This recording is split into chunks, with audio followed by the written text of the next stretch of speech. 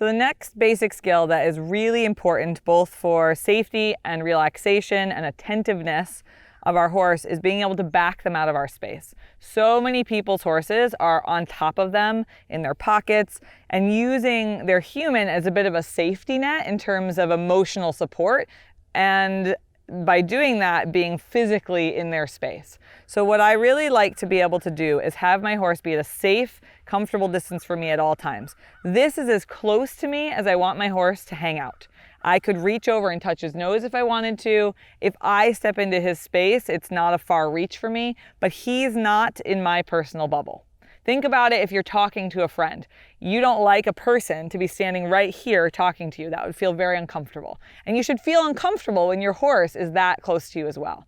So imagine that personal bubble you would want in a conversation and place your horse at that distance. Now, the further your horse is away from you, the harder it is to kind of manage their bodies, and the harder it is for them to use your relaxation as an influence on their own emotions. When they're right next to you, they have the ability to like kind of soak in your relaxation and utilize it to calm themselves. But if you put them out a little further away, it's like a little bit of a confidence test. You send them maybe 3 or 4 feet away from you and say, "You're fine. I'm fine. You can stand there. I can stand here, and nothing needs to change." And the further away you send them, the more you can kind of test that relaxation and confidence and connection to your presence. So the exercise of backing them up is quite important. The way we ask them in a slowly progressing level of pressure is actually really important, because if you consistently ask your horse with a light pressure to do something and get no response, you're teaching them to ignore that pressure. So what we actually want to do is use a very clearly increasing scale of pressure until we see the horse respond. And as soon as they do, we relax the pressure and we start again the next time from the lowest amount. So if I had to put a description on that, I could call it 4 levels. So level 1, level 2, level 3, level 4. And if I had to really describe what that did in terms of the connection to the horse, I could say, first I want to move the air between me and the horse. Then I want to touch the horse's hair. Then if I needed to get a little bigger, I could be saying I want to touch their skin. And then if I had to get really big, I might be going for muscle. So air, hair, skin, muscle. If I were to show you what that looked like, imagine there's a horse in front of me so I don't have to put more pressure on Boots than he absolutely needs. It would be to say, this is moving the air, this is touching their hair, this is maybe getting to skin, and this is getting to muscle. And I probably don't need to go to a 4 with most horses. I will also say that there are some horses that I would skip level 2 with. If they are dead to level 1, pretty dead to level 2 most of the time, I'm going to go 1 to 3 so that they start to go, oh, I should probably pay attention to 1 sooner. So let's see where Boots is at. So first things first, I'm going to show him that there's something I'm about to ask. I'm going to square up my body and look directly in his direction. I'm going to make sure that my rope is not taut, because if it's pulling on him and I'm also saying back up, it's not a fair question. And then I'm going to make sure I have my stick and string where I'd like it. He's like, I'm pretty sure I know this exercise. So we're going to start with this level 1 pressure. Nothing happened. So level 2. Good. He moved back enough that he's processing what I asked. So did you see immediately I stopped asking, I changed my position a little bit away from him and said, you got that right, good job. So when I try again here, I'm going to start with that level 1 again. So I'm going to square up, go from a level 1, didn't move, level 2, good. So now see there how I was about to go to a level 3, but I immediately stopped when I saw him backing up. That's that readiness to ask, but also not ask if your horse is going to try.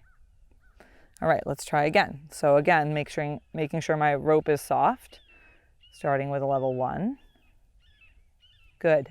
I stopped there because I thought Boots was going to move. It's okay if he didn't fully. He thought about it. We'll go back to a level 1. Now I'm going to go level 3 because 1 hasn't been getting me anywhere. And so I wanted to go to skip level 2 like I had described earlier so that I can go back and try from level 1. Good, that's a better effect. Now, the further he goes away from me, the harder it is for me to have an impact on him. So I'm actually going to bring him back to me at this point and start again with him closer. The way I do that is not by pulling on the rope, but drawing him in with my movement. So if I start stepping backwards and nothing happens, rather than just pull on the rope until he comes, I'm going to start turning away from him, keeping the rope soft until he's like, where's she going? And wants to come and find what I'm doing. Good job. Good job. And in this way, I never have to pull on the rope to get my horse to pay attention. Now Boots is doing what a lot of horses do. He's like, I know what we're about to do. We're doing the backup exercise. It's fine. But rather than just go right into it, I want to bring him back to a place where he is comfortable with me, with connecting with me physically. So he's not always thinking he needs to move away. Now, the way I do that with horses is I wait for them to touch me. Good job. So I'll put my hand out and I'll wait for them to reach out and be curious enough to touch me. And sometimes that takes a while. I've sat like this for 10 minutes at a time before. But when a horse is really distracted and really not interested and really aloof, from whatever their lives have presented them up until that point, didn't want to make a connection with a human. Most horses are much quicker than that. And now you can see he's standing here with his head a little lower. He's licking and chewing. His eye is soft. And now I can say, okay, we could start again, and you're not worried about that level 3 pressure I just had to put on you. Good job, buddy. All right, so we'll start again. Start with a 1. Aha, that's what we're looking for. Good, and it doesn't have to be a big movement. It's just the understanding that I'm asking you to step away from my space. Try again, level 1. Good job, Boots. Level 1. Good job. Level 1. Very good. Level 1. Good. And you can see I'm putting just a little pause in between each of my asks. And then when I get him to the place where I just stop asking and relax. Good job. That was quite nice for me because I never had to go above a level 1. And I got him out to a place that's about my max comfort zone on this length of rope before the weight of the rope itself is putting a little of the opposite pressure on the horse. So I actually like it when my rope rests on the ground a little bit because then I'm not putting any accidental pressure on the horse to move back towards me. Good, so I'll let him just hang out there. Now, a lot of times when I send a horse to this place, especially if I've had to raise the pressure, I want to wait until I see some sign of relaxation in the horse. Sometimes that's the licking and chewing we saw before. Sometimes that's a change in their ear position from being like very intense to more relaxed, like Boots is now. Sometimes it's a softening of their eye. It's often a lowering of their head. Something to give me a signal that they don't feel anxious about what's happening and that they feel relaxed about the process.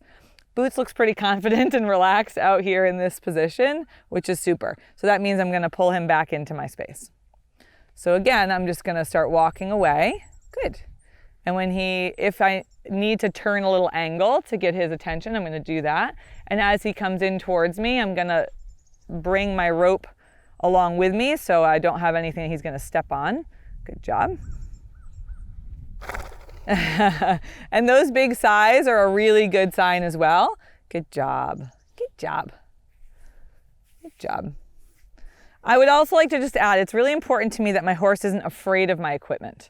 He's not afraid of the rope and he's not afraid of the stick and string. So a lot of horses, when we first start this work, get really anxious about the stick and string. And so what I want them to do is be paying close attention to my body language and whether or not I have intention in the use of my objects. If I'm not facing him, like earlier when I demonstrated the levels of pressure, until that stick snapped, Boots didn't care at all. And then he heard the sound and that got his attention a little bit. But my intention was not towards him, so he could manage me moving the stick and not care. So one of the ways I work on that with most horses is that I do things like this. When my intention is not towards the horse, I'll play with the stick and string like this. And Boots is doing what most horses do. He's like, whoa, that thing is moving around and it probably has something to do with me because it has in the past. And my job in this moment is to do absolutely nothing about it. Is to basically say to him, actually, there's nothing for you to do. Look at my body language. It says, don't bother. If I were to turn towards him and start moving this, that's different. Now, because horses are prey animals who generally are looking for things in their environment that feel predatory in nature, they feel like they could hurt them or come at them, or they're a little bit quick or a little bit erratic or a little bit out of left field, then I want to make this not that, which means I want to move it away from the horse. I want to move it in a rhythm. I want to move it in a predictable way that the horse can understand. Now, some horses have a really hard time with this at the beginning, and it means I can't stand here and even do this. What I would have to do is I'd have to back away from the horse and move the stick and string. And sometimes this movement is even too much, and I would have to do just this. I would have to leave it low like this for the horse to see it and come towards it and not care. Good job.